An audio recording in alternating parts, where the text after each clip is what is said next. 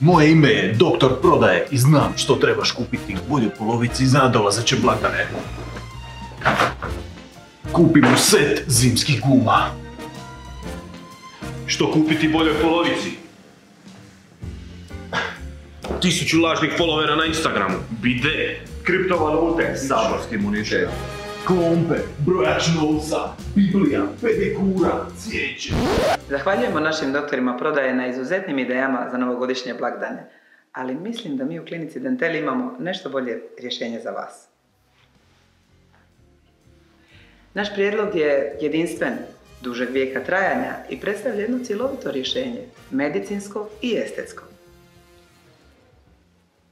Poklonite svojim najmilijima novi osmijeh. Da.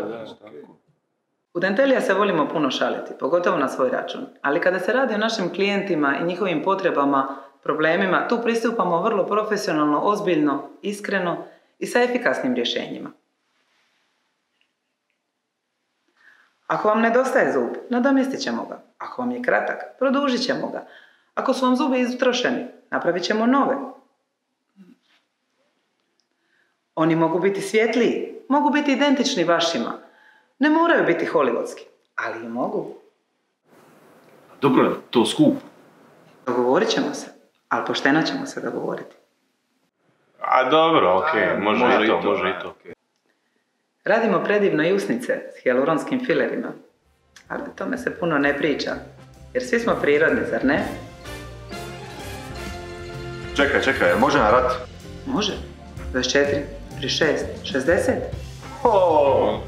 Dobro, 2. Pitate se kako nam ide.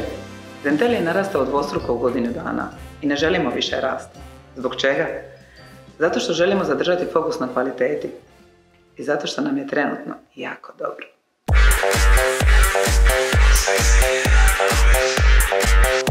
Prometni znak, nova ventilacija, ugradnja plina, vatrogasni aparat, mirisni boriš u automobilu, auto osiguranje.